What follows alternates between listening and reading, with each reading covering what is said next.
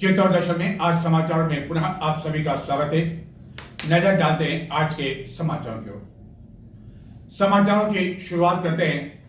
सहकारिता मंत्री गौतम दत्त के खिलाफ डुंगला थाना में दर्ज रिपोर्ट और इस पूरे मामले को लेकर भाजपा में मची खलबली। चित्तौड़गढ़ में जिला पुलिस अधीक्षक के रूप में धर्मेंद्र यादव ने जब कार्यभार ग्रहण किया तो उससे पहले ही सोशल मीडिया पर उनकी दबंगता, कार्यकुशलता, कार्यशैली को लेकर चर्चाएं होने लगी थी और यह माना जा रहा था कि जिस तरह अपराधियों में भिलवाड़ा में खौफ रहा उनको लेकर, उसी तरह की स्थिति चित्तौड़गढ़ में भी देखने को मिल सकती है। लेकिन शायद भाजपा ने यह कतई सपने में नहीं सोचा होगा, कार्यकर्ताओं ने सपने में भी नहीं सोचा होगा कि भाजपा की सरकार, भाजपा की सत्ता, सब कुछ होने के बावजूद एक मंत्री के खिलाफ थानाधिकारी रिपोर्ट दर्ज कर ले और उसके बाद सभी जो कार्यकर्ता हैं, नेता हैं, उनमें ऐसी खलबली मची हुई है कि कोई भी कल्पना तक नहीं कर पा रहा है कि क्या ऐसा भी हो सकता है। लेकिन ऐसा हुआ और चित्तौड़गढ़ जिले में पहली बार ऐसा हुआ। हालांकि मंत्री तो चित्तौड़गढ़ जिले में कई बार भाजपा के भी बने, कांग्रेस के भी बने, पुलिस से टकराव भी चलता रहा अलग अलग कारणों के कारण, लेकिन किसी भी मंत्री के खिलाफ कोई एफआईआर दर्ज नहीं हुई। और एफआईआर भी दर्ज करवाते हैं उनके ही विधानसभा क्षेत्र के एक थानाधिकारी, कांग्रेस के एक विधायक द्वारा भी एक नहीं कई सैकड़ों गालियां पुलिस को दी गई थी जब कांग्रेस की सरकार थी और ये विधायक चित्तौड़गढ़ जिले के ही थे। लेकिन इसके बावजूद उन विधायक का बाल बांका नहीं हो सका और सहकारिता मंत्री के खिलाफ रिपोर्ट दर्ज हो गई। हालांकि रिपोर्ट दर्ज होने के बाद यह रिपोर्ट सीआईडी सीबी जयपुर को भेज दी गई है। वह अब इस पूरे मामले की जांच करेगी। लेकिन हाल फिलहाल तो इस रिपोर्ट को लेकर भाजपा में खलबली मची हुई है।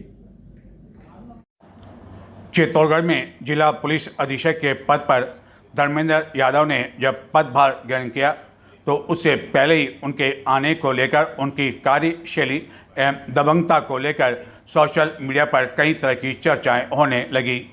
भिलवाड़ा में जिस तरह उनकी कार्यशैली रही, कार्यकाल रहा, उसको देखते हुए कई जनों का मानना था कि चित्तौड़गढ़ में भी इसी तरह की दबंगता एवं कार्यशैली पुलिस अधीक्षक की देखने को मिलेगी। लेकिन यह शायद भाजपा ने कभी उम्मीद नहीं की होगी कि भाजपा की सरकार सत्ता होने के बावजूद भाजपा के मंत्री के खिलाफ एक थानाधिकारी रिपोर्ट दर्ज करवा दे। और जिला पुलिस अधीक्षक जो घटनाक्रम हुआ, गौतम दत्त सहकारिता मंत्री का जो ऑडियो वायरल हुआ, उसके बाद डुंगला थाना पहुंचे। उन्होंने घटना की पूरी जानकारी ली एवं पुलिस के जो मनोबल है, स्वाभिमान है, उसको देखते हुए उन्होंने डुंगला थानाधिकारी को सहकारिता मंत्री के खिलाफ रिपोर्ट दर्ज करवाने के निर्देश दिए। जिसके बाद सहकारिता मंत्री के खिलाफ रिपोर्ट दर्ज होने के बाद पूरे जिले में शुक्रवार को इसी बात को लेकर चर्चा होती रही और ख़ास तौर पर भाजपा में खलबली मची हुई है कि जब मंत्री के खिलाफ ही रिपोर्ट दर्ज हो जाती है तो जिले के अन्य विधायकों के उन समर्थकों में काफ़ी अधिक खलबली है जो कि बजरी के अवैध खनन कार्य आदि से जुड़े हुए हैं। क्योंकि उन्हें भी लगने लगा है कि जब एक मंत्री के खिलाफ रिपोर्ट दर्ज हो सकती है तो आखिरकार उनके ऊपर तो कभी भी यदि कोई आफत आ गई तो मेहरबानी या सिफारिश का सवाल ही नहीं उठता है। भाजपा पदाधिकारियों का भी मानना है कि रिपोर्ट दर्ज होने के बावजूद यह मामला सीआईडी सीबी जयपुर को अनुसंधान के लिए भिजवाए जाने के कारण आज नहीं तो कल इसमें एफआईआर लग जाएगी और यह मामला ठंडे बस्ते में चला जाएगा। लेकिन इस पूरे घटनाक्रम के कारण मंत्रिमंडल का भविष्य में यदि विस्तार होता है तो उस दौरान अवश्य सहकारिता मंत्री गौतम दत्त पर तलवार लटक गई है और स्वयं गौतम दत्त के दिमाग में भी अगले कई दिनों तक यह पूरा घटनाक्रम चलता रहेगा। हालांकि इस पूरे मामले को लेकर सहकारिता मंत्री अपनी सफाई दे चुके हैं कि यह आवाज़ उनकी नहीं है और तकनीक का दुरुपयोग कर इसे वायरल किया गया है। रिपोर्ट दर्ज होने के बाद अब सीआईडी सीबी जयपुर सबसे पहले वायरल हुए ऑडियो की जांच करवाएगी। रिपोर्ट दर्ज होने के बाद शुक्रवार दिन भर डुंगला एवं बड़ी सादरी में विधायक कार्यालय में भाजपा समर्थकों के आने का सिलसिला बना रहा।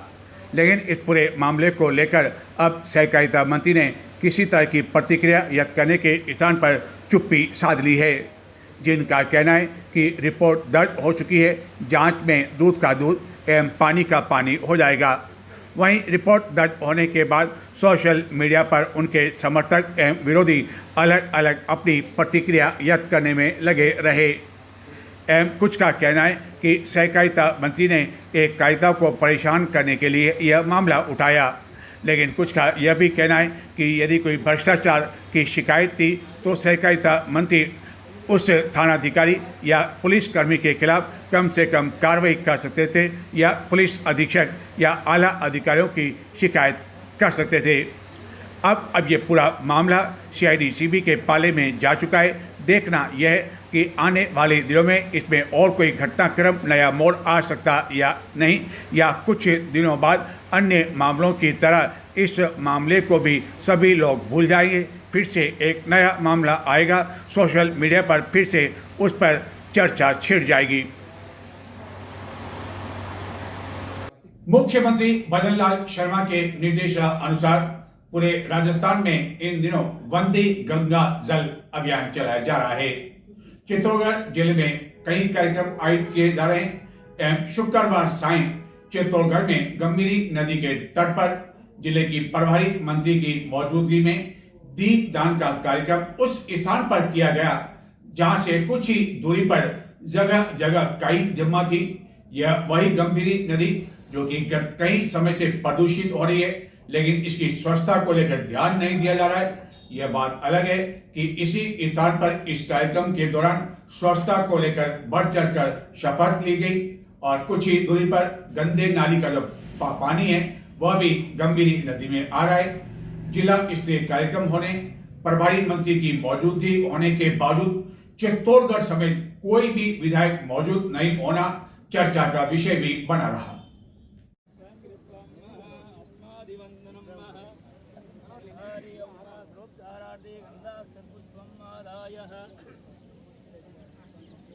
हाथ आगे करके और दोहराएंगे जैसा मैं बोलूंगी उसके साथ में। जल का संरक्षण करूंगी, जल का संरक्षण करूंगा। दैनिक जीवन में जल का विवेकपूर्ण उपयोग करूंगी, जल का विवेकपूर्ण उपयोग करूंगा और अपव्यय नहीं करूंगा। अपने परिवार, समाज और कार्यक्षेत्र में जल संरक्षण के प्रति जागरूकता फैलाऊंगी।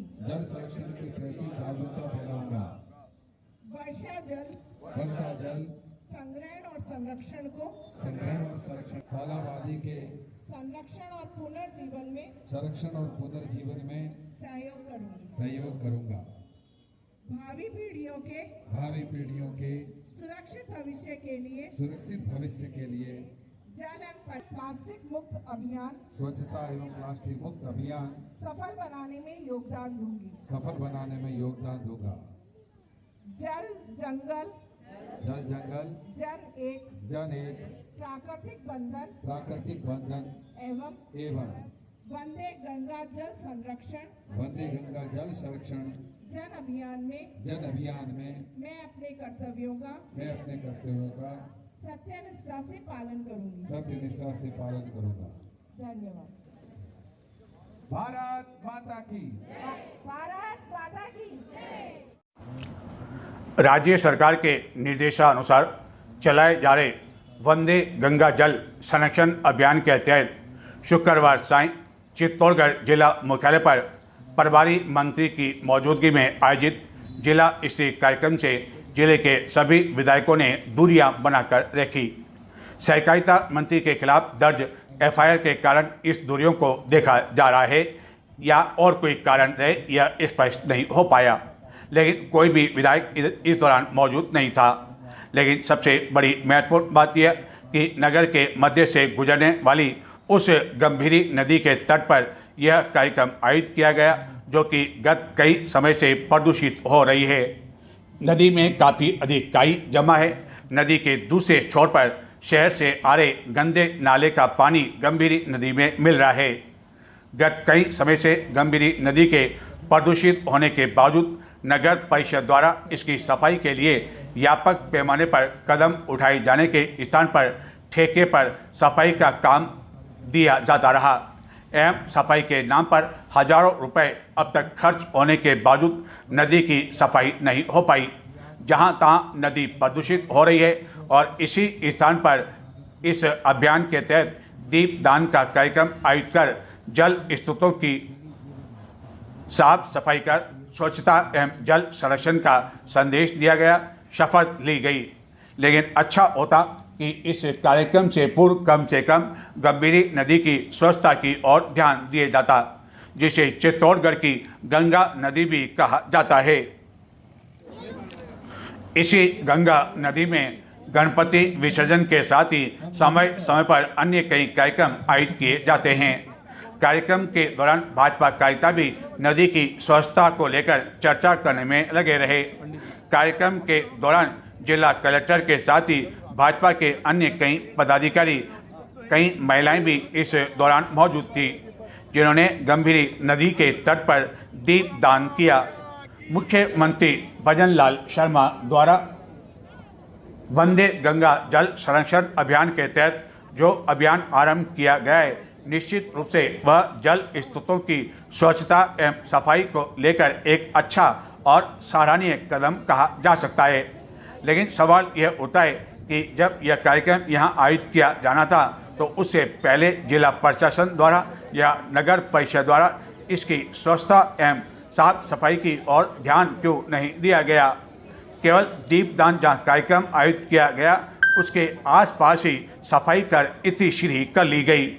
उम्मीद की जानी चाहिए कि कम से कम इस अभियान के तहत और मानसून का जब आगाज होगा, जो कि जून के अंतिम सप्ताह में होने की संभावना है, उससे पहले गंगा नदी जो कि चित्तौड़गढ़ की गंभीरी नदी कही जाती है, उसमें साफ सफाई एवं स्वच्छता को लेकर इस अभियान की सार्थकता साबित करने का प्रयास किया जाएगा। केवल इस तरह औपचारिकता रूप में कार्यक्रम आयोजित करने से न तो सफाई हो पाएगी और न स्वच्छता का जो संदेश है वह पूरा हो पाएगा। भाजपा नेताओं को भी इस तरह के कार्यक्रम से पहले कम से कम इस तरह ध्यान दिया जाना चाहिए था और कार्यकर्ता स्वयं यहाँ श्रम दान कर इसकी साफ सफाई कर एक अच्छा और सकारात्मक संदेश मुख्यमंत्री तक पहुँचा सकते थे, लेकिन कम से कम इसमें वह विफल रहे। लेकिन देर से ही सही उम्मीद की जानी चाहिए कि आने वाले दिनों में चित्तौड़गढ़ की गंगा नदी पूरी तरह से साफ सफाई वाली देखने को मिले और इस तरह का जो कार्यक्रम है वंदे गंगा जल संरक्षण अभियान, उसकी पूरे जिले में जो अलग अलग कार्यक्रम आयोजित किए जा रहे हैं उसमें भी ईमानदारी के साथ इस कार्यक्रम को करवाया जाए। केवल प्रेस नोट, फोटो, वीडियो आदि तक ही यह अभियान सीमित होकर न रह जाए। चित्तौड़गढ़ में भी इस आयोजन की जानकारी अधिकांश आम नागरिकों को नहीं थी। केवल भाजपा द्वारा अपने पदाधिकारियों, कार्यकर्ताओं आदि को लेकर इस कार्यक्रम की जानकारी देकर इतनी सीधी कर ली गई। लेकिन जब यह कार्यक्रम आम जन से जुड़ा हुआ है तो कम से कम आम जन की भागीदारी यहाँ मौजूद रहनी चाहिए थी। प्रधानमंत्री नरेंद्र मोदी द्वारा गत दिनों देशवासियों से मौजूदा हालत को देखते हुए ईंधन बचाने की अपील की गई, कई तरह के सुझाव दिए गए, लेकिन इसके बावजूद चित्तौड़गढ़ में गंभीरी नदी के तट पर दीपदान का जो कार्यक्रम हुआ उस दौरान इस अपील का किसी तरह का कोई असर नहीं देखने को मिला। इस छोटे से स्थान पर 50 से अधिक वाहनों का जमावड़ा देखने को मिला। सरकारी वाहन भी थे, भाजपा पदाधिकारियों के वाहन भी इस दौरान मौजूद थे। प्रधानमंत्री द्वारा ईंधन बचाव की अपील, लेकिन चित्तौड़गढ़ में गंभीरी नदी के तट पर जो कार्यक्रम आयोजित किया गया, आप देख सकते हैं वाहनों की संख्या 1, 2, 3, 4, 5, 6, 7, 8, 9, 10, 11, 12, 13, 14, 15, 16, 17, 18, 19, 20, 21, 22, 23, 24, 25, 26, 27, 28, 29, 30, 31, 32 ये तो उस समय की स्थिति जबकि कार्यक्रम अभी आरंभ हुआ है और ये गाड़ी और 36 आप देख सकते हैं कि क्या स्थिति है। प्रधानमंत्री द्वारा जो अपील की गई कि ईंधन बचाओ, लेकिन यहाँ ऐसा कोई नहीं दिखा रहा है। यहाँ एम्बुलेंस भी है प्रभारी मंत्री के साथ, जिसकी कोई ऐसी आवश्यकता भी नहीं है। और कई वाहन जो है देख सकते हैं आप, यहाँ वाहनों का जमावड़ा लगा हुआ है। दुपहिया वाहन तो ठीक है, लेकिन चौपहिया वाहनों की आप स्थिति देख सकते हैं कि किस तरह जो इसमें भाजपा पदाधिकारियों की भी वाहन है, पुलिस के भी कई वाहन है। खाल सरकारी वाहन तो आप काफ़ी देख सकते हैं आप, जो है इनकी बत्ती लगी हुई है। 1 2 3 4 5 6 7 8 9 और ये भी वाहन जो खड़े हैं ये भी उन प्रभारी मंत्री के साथ आए। तो किस तरह का अपील का असर कम से कम इस कार्यक्रम के दौरान देखने को मिला, वह लगता नहीं है कि प्रधानमंत्री की अपील यहाँ कोई सार्थक दिखाई दे रही हो। पूरी तरह से बेअसर साबित वाहनों का यहाँ जमावड़ा ये है। चित्तौड़गढ़ में जो आह्वान जो मुख्यमंत्री द्वारा किया गया है बहुत अच्छा है, जिसकी आवश्यकता भी है, लेकिन इस अपील का जो है कितना असर है वो आप देख सकते हैं। यहाँ पर किस तरह वाहनों का यहाँ जमावड़ा लगा हुआ है। प्रदेश कांग्रेस कमेटी ने बढ़ती महंगाई, पेट्रोल एवं डीजल के दाम में लगातार की जा रही बढ़ोतरी के विरोध में पूरे राजस्थान में प्रदर्शन, धरना आदि देने का आह्वान किया था। चित्तौड़गढ़ जिला मुख्यालय पर भी शुक्रवार को यह प्रदर्शन तो किया गया, लेकिन जिला कांग्रेस कमेटी के बैनर तले नहीं, बल्कि जिला कांग्रेस जिलाध्यक्ष से कई समय से दूरियां बना रहे पूर्व राज्य मंत्री सुरेंद्र सिंह जारौत के नेतृत्व में कार्यकर्ताओं द्वारा यह प्रदर्शन किया गया। इस प्रदर्शन के दौरान कांग्रेस जिलाध्यक्ष के कोई भी समर्थक मौजूद नहीं थे। देश में लगातार बढ़ती महंगाई, पेट्रोल, डीजल, रसोई गैस एवं रोजमर्रा की आवश्यक वस्तुओं के आसमान छूते दामों के विरोध में प्रदेश कांग्रेस कमेटी के निर्देशानुसार पूर्व राज्य मंत्री सुरेंद्र सिंह जारौत के नेतृत्व में शहर एवं ग्रामीण कांग्रेस कमेटी द्वारा कलेक्ट्रेट चौराहे पर प्रदर्शन कर राष्ट्रपति के नाम जिला कलेक्टर को ज्ञापन सौंपा गया। यह प्रदर्शन प्रदेश कांग्रेस कमेटी के निर्देशानुसार किया गया, लेकिन जिला कांग्रेस कमेटी के बैनर तले किसी तरह का न तो कोई प्रदर्शन किया गया और न ही इस विरोध प्रदर्शन में कांग्रेस जिलाध्यक्ष के समर्थक मौजूद थे। कांग्रेस जिलाध्यक्ष की नियुक्ति के बाद पूर्व विधायक जारौत एवं उनके समर्थक उनसे दूरियां बनाए हुए हैं एवं अपने स्तर पर ही इस तरह प्रदर्शन आदि कर अपनी उपस्थिति दर्ज करवा रहे हैं एवं जिस तरह जिला कांग्रेस कमेटी से दूर रहकर जारौत अन्य कार्यकर्ताओं के साथ धरातल पर अपनी उपस्थिति मजबूत करने में लगे हुए हैं, तो क्या इस बात को लेकर जो चर्चाएं हो रही है उसे बल मिलता है कि 2028 में होने वाले विधानसभा चुनाव में चित्तौड़गढ़ विधानसभा सीट से 3 बार पराजित होने के बावजूद क्या जारौत टिकट के लिए पुनः दावेदारी करेंगे?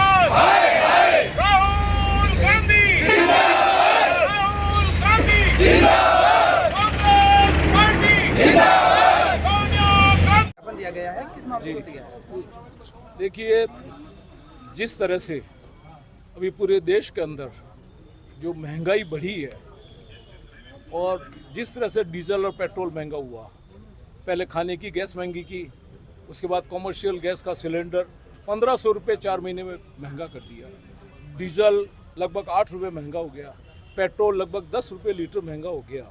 हमारी जो घरेलू गैस है वो 50 रुपये पहले बढ़ा दी इन्होंने। और जो दैनिक उपभोग की चीज़ें हैं, अभी सरस के ऊपर भी 2 रुपये बढ़ा दिया।